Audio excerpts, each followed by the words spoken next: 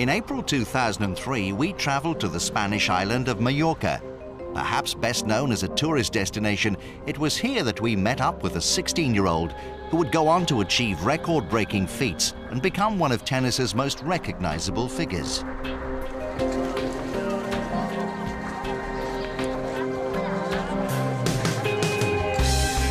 The teenager was in his first year, playing full-time on the ATP Tour, and he was already starting to make an impact.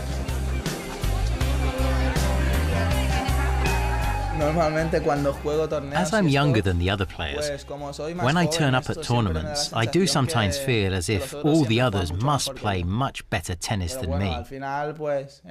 But when we get out on court, because I'm a fighter, and I really hate losing, things tend to level out.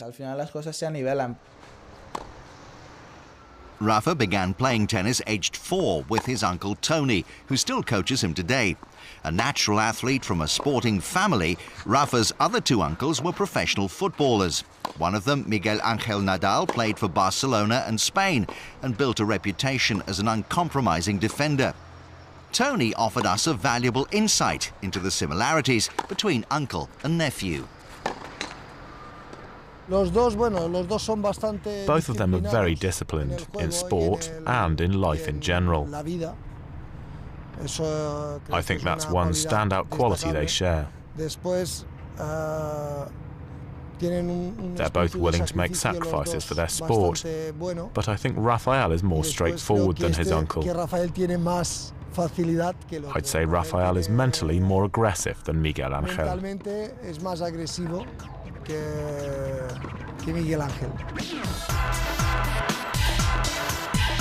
At this stage of his career, Nadal was making the transition from playing in satellite tournaments to fully fledged events on the ATP Tour. But tennis wasn't his only sporting interest. I love football. I played it seriously until I was 11 or 12 and liked it just as much as tennis, maybe more. And I still love watching it on TV, more than I do watching tennis. Home for Rafa was his parents' house in Manacor.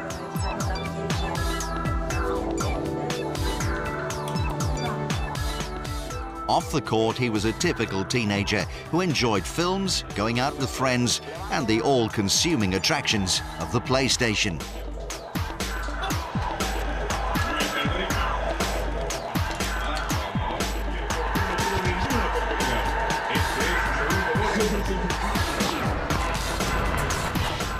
Back in 2003, Spain boasted 3 of the world's finest clay court players in Juan Carlos Forero, Albert Costa and Carlos Moya.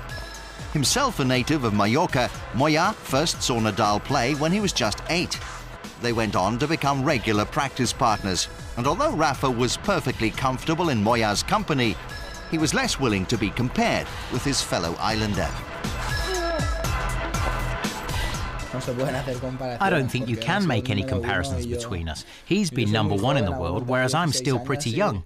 I'm only 16 and I've still got everything to do. I may be playing well at the moment and things may be looking good for me, but the truth is there are plenty of people out there who started their careers well only to fall away later. So you can't really make comparisons with someone like Moya. It's a tough job I've got ahead of me. Winner of the French Open in 1998, Moya was well qualified to comment on Nadal's prospects, and he was fully aware that we were looking at a champion in the making. I think he's already a very complete player, and he's improving all the time. I mean, he's good enough right now, but he has a fantastic future ahead of him. He's aggressive, he has a solid game, and he's very ambitious. And what with the desire he has, well, he's already a tough player to face, and one day he could be almost unbeatable.